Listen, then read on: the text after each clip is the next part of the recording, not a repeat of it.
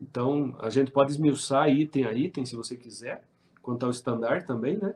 Porque o Norvit, ele é um canário que ele, dentro de um item, por exemplo, que é o primeiro item de julgamento, que é o tipo, que vale 25 pontos, por exemplo, você vai englobar o desenho do canário, o volume do canário, a talha, que é o tamanho do canário, a posição do canário, e tudo isso está dentro de um dos itens.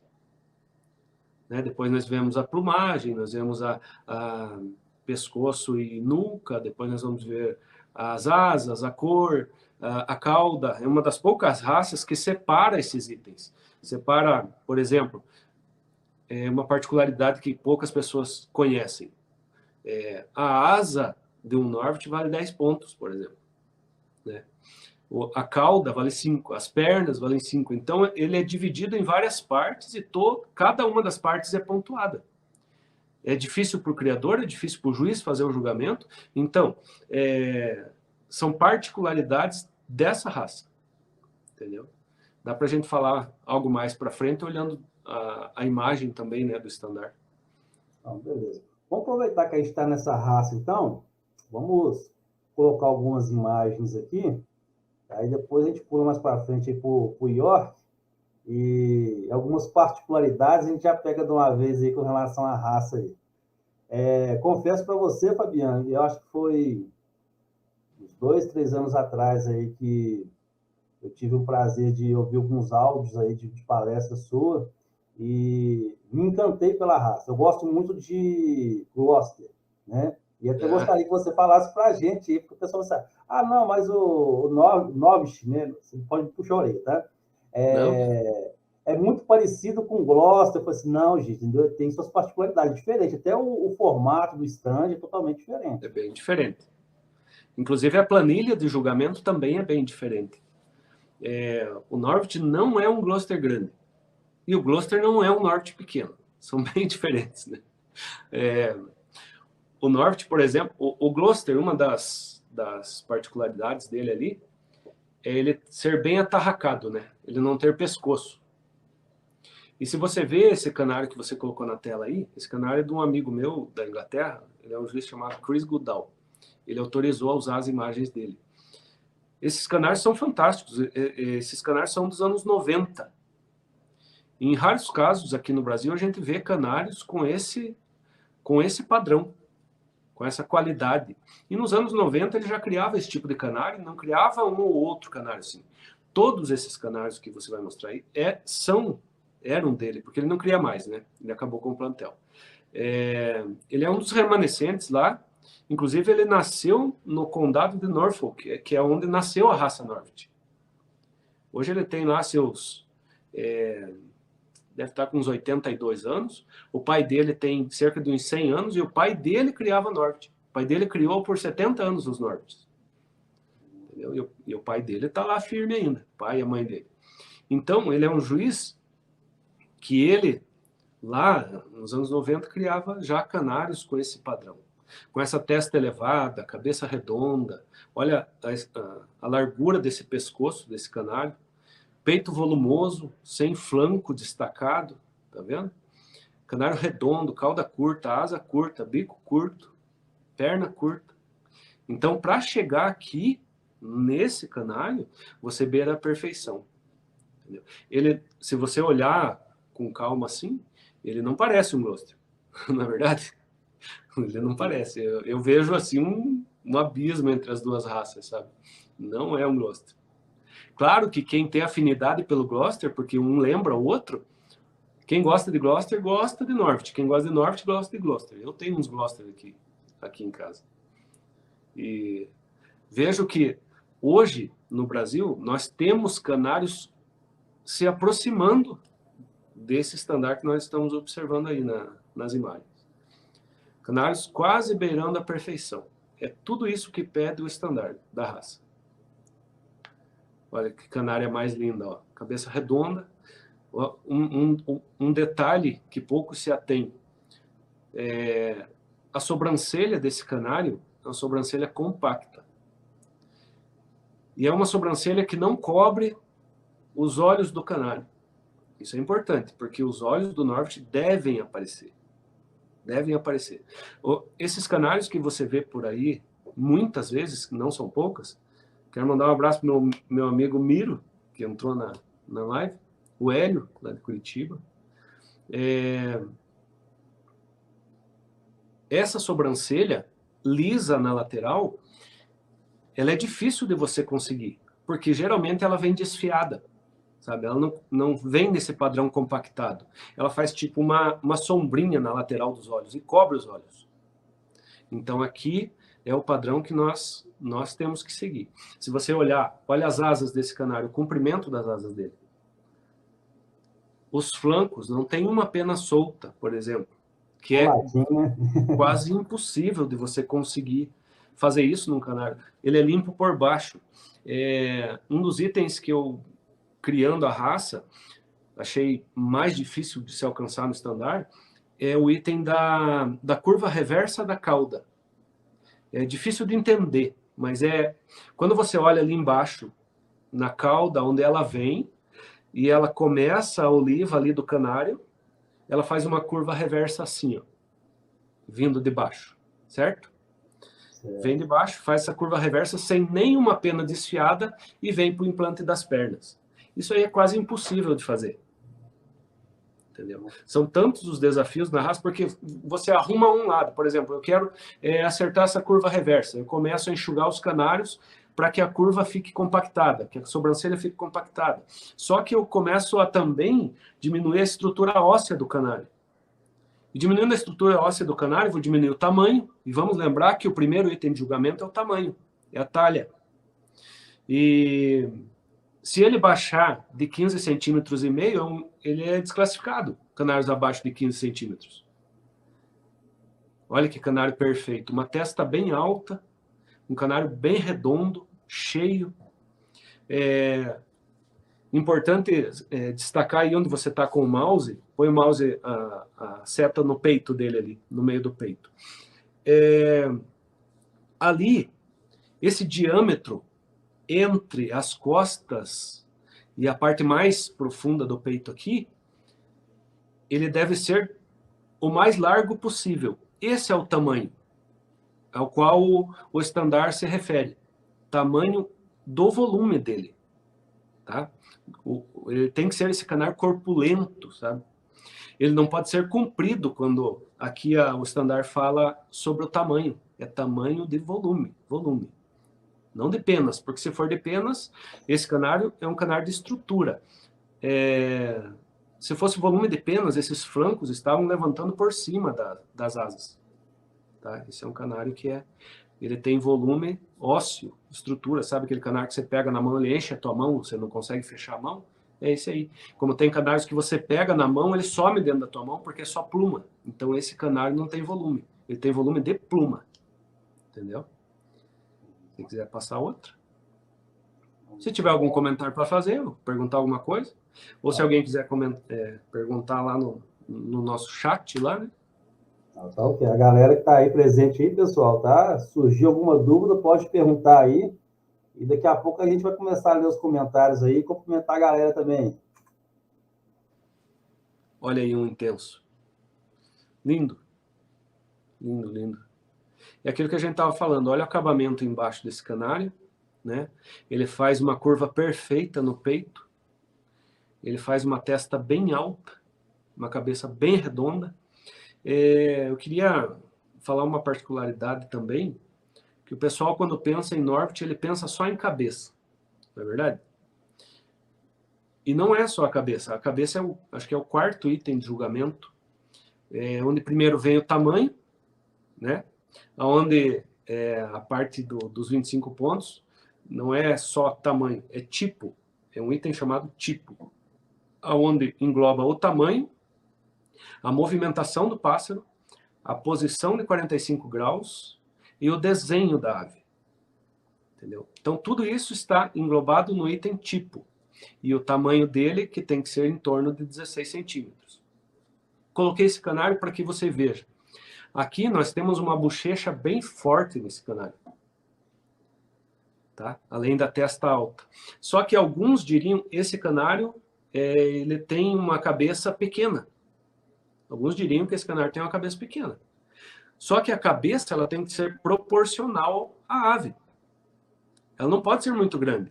Tanto que nos livros, manuais que eu já li, italianos, ingleses, diz que a cabeça muito grande ela deve ser penalizada. E aí nós vamos no primeiro item de julgamento, que é o tamanho, 25, plumagem 20, e depois nós vamos para o terceiro item, o terceiro mais importante, que são pescoço, né?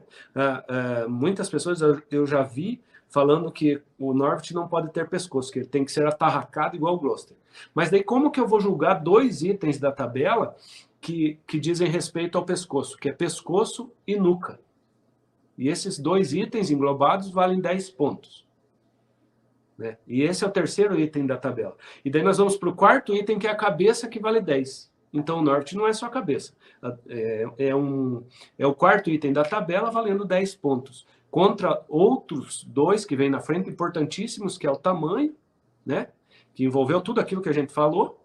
E o segundo, que é a plumagem, que tem que ser esse canário aderente, desenhado, bonito, como está esse aí. Então, a cabeça ela tem que ser proporcional. Né? Daí nós vamos depois para a asa do canário, que deve ser uma asa compacta, curta. Talvez essa foto não ajudou muito, né? Mas a asa deve descansar sobre a rabadilha ali, onde inicia a cauda, ela deve descansar ali, ela não pode passar para baixo. Aí nós temos uma cauda curta, a asa vale 10 pontos. Nós temos depois da asa, a cor, que vale 10 pontos.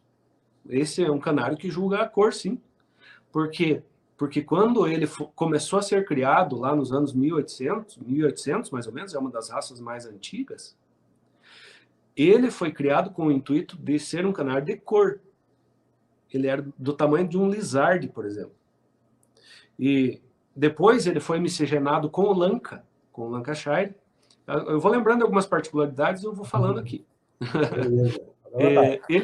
Ele foi miscigenado com o Lancashire para que ele se tornasse um canário maior e mais corpulento. E com essa miscigenação veio um brinde. E esse brinde qual era? O topete do Lancashire. Sabia?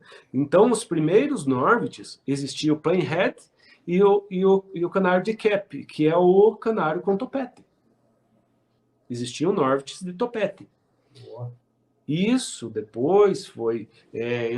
os criadores entraram num consenso, cerca de 400 criadores, e esses Norvits com topete viriam dar início a uma raça chamada Crest. Entendeu?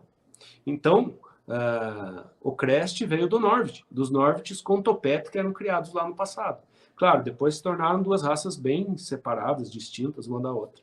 Mas essa é a história dessa raça. Interessante falar que 10 pontos é da cor. Quando nascem alguns canários marfim, por exemplo, são canários que devem ser eliminados. Por quê? Porque o canário Norvit, o item cor fala que ele tem que ter uma cor uniforme, brilhante, sabe? Não pode ser uma cor opaca. Já o marfim é uma diluição. Então, você não pode usar um canário diluído para um canário que é julgado a cor, entendeu? A cor tem que ser forte, brilhante, sabe?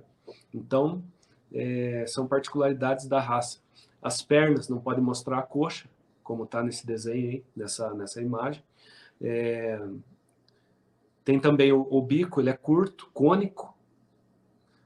Você pode observar aí que esse canário tem uma posição perfeita, de 45 graus. É um dos canários mais perfeitos que eu já vi isso aí. Tanto que eu vi essa imagem, quando ele me passou, depois de eu ter feito aquele desenho que eu te passei aí. Aquele desenho foi eu quem fiz. E é muito parecido com esse canário. Acho que você tem o desenho guardado aí, né? Tem sim, vou passar para a galera. Aqui, só vou voltar nessa segunda foto aqui. A gente fala canário intenso, e nos canários de porte, o pessoal fala assim, mas eu estou vendo um levadismo. Eu vou te falar. você nunca vai julgar um canário de porte grande, seja ele um York, um Norwich ou um Lancashire, como você julga um raça espanhola, por exemplo, ou um topete alemão. O lipocromo do canário é fácil de entender. O depósito de lipocromo nele é como se você pegasse 1 litro de tinta e você tivesse uma parede de 4 metros quadrados para você pintar com 1 litro de tinta. Esse é o raça espanhola. Agora, se você pega 1 litro de tinta para você espalhar em 8 metros, uma parede de 8 metros, que é o dobro do tamanho, como que vai ficar a tonalidade dessa tinta? Esse é o lipocromo, entendeu? O mesmo depósito que tem lá no raça espanhola é o depósito que tem num canário desse, daí pena longa. Você não pode comparar um canário pena curta com pena longa. Quando existe a explosão da pluma, ele vem com um shimmer. E shimmer não é nevadismo. A gente tem que saber separar shimmer de nevadismo. O que nós temos nos canários de grande porte é shimmer, principalmente nas fêmeas.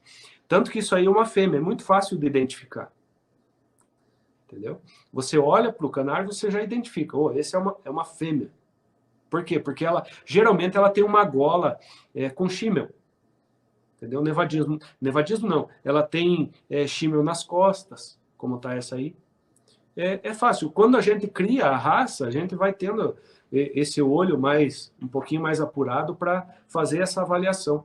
E qualquer um dos canários de porte grande é assim. E principalmente quando você colore o canário, ele destaca mais. Hã? Até os canários de cor mesmo tem um shimmer, né? Eu ia até comparar com os canários de cor. Não tem como você comparar um canário de estrutura grande. Se você tira uma pena de um canário desse, e você tira uma pena do peito, e tira uma pena do peito de um canário de cor, por exemplo, você vai ver o tamanho, a diferença é no mínimo umas 3 vezes maior que uma pena de um canário de cor. A pena de um canário desse. Por isso que eu falo para você que é muito mais difícil de você manipular as características de um canário grande, porque elas são mais perceptíveis. No canário, quanto menor, as diferenças são muito mais sutis. É difícil de você identificar aquelas diferenças. Avaliar defeito, por exemplo. Agora, para você avaliar defeitos num canário grande, ele é muito mais gritante.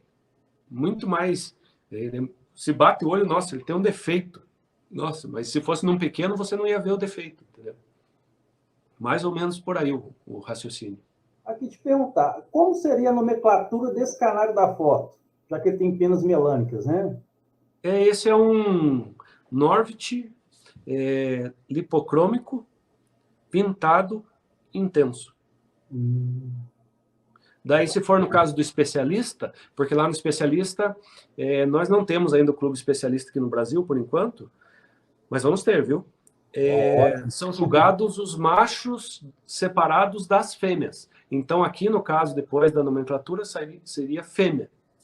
Entendeu? Fêmea adulta ou fêmea filhote. Depende da idade dela. Bacana, né? Olha aí, como parece aquele desenho, aquela última imagem que se colocou daquele canário com o peito mais proeminente. Né? Essa aqui, né? Aí, olha aí, ó, é o próprio, tá vendo? Eu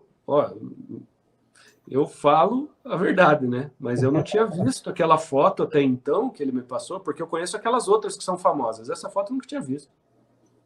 Por quê? Porque esse desenho ele foi feito em cima do descritivo do estandarte, daquilo que está escrito. A gente não pode ficar limitado, como a gente sempre fala aí com o Miro, ou com outros amigos, aí, a gente não pode ficar limitado a um desenho, porque desenho não é o estandarte.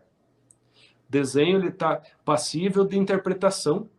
Então, eu posso interpretar de uma forma estandarte e colocar no papel como um desenho. Você pode ler o descritivo, interpretar de outra forma e fazer um desenho diferente.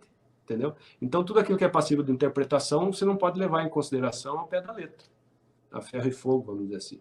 Então, não é o desenho. Isso aqui foi só pelo gostar de fazer mesmo, que eu fiz esse desenho, colocando aquilo que está o descritivo do estandarte. Porque o único desenho, veja bem, nós temos uma raça fixada em 1800 e... não me recordo se é 1888, que foi fixada a raça. o estandarte da raça. Até então não sofreu alteração nenhuma. Então você vê que não tem o que você fazer mais com a raça. Você só tem que chegar no estandarte que já foi proposto. Entendeu? Não tem esse é o novo Norvit, esse é o velho Norvit. Não, só existe um Norvit. O inglês ele é muito tradicional, ele não mexe nos parâmetros, que ele já equalizou lá atrás, já brigou, já chegou num consenso, né? Ele não mexe mais nesse parâmetro. É aquilo e é aquilo, né? Se eu vou criar uma raça, eu estou dizendo, né, afirmando que eu estou submisso àquele estandarte, não é verdade? Eu tenho que concordar com ele, eu tenho que concordar, é minha obrigação concordar com ele, porque eu entrei naquela raça por opção. Eu não posso inventar nada além daquilo que já foi proposto, certo? Então, a raça Norvit, ela é apaixonante. Imagino que nós olhamos aqui, a gente tem um grupo de Norvit, e eu considero muito pouca gente, cara, interessado em criar a raça. E a raça é uma raça apaixonante. A raça passou por muito percalços nos anos 90, né? Onde o pessoal falava que o Norvit dava cisto, que o Norvit era muito sensível à cegueira, que o Norvit ele vivia pouco. E isso era uma falácia. Talvez alguma linhagem mais antiga, que era débil, eles tomaram, por exemplo, essa linhagem débil e saíram espalhando como se todo o Norvit fosse assim. E o Norvit não é assim. Por exemplo, vou dar um exemplo prático. Eu tenho uma fêmea que esse ano botou 22 ovos. O canário que estava com ela não galou, porque esse ano eu criei poucos Norvits. Tive um probleminha que meus Norvits entraram em remuda, e daí os machos não estavam enchendo. Mas as fêmeas botaram igual galinha de granja, sabe?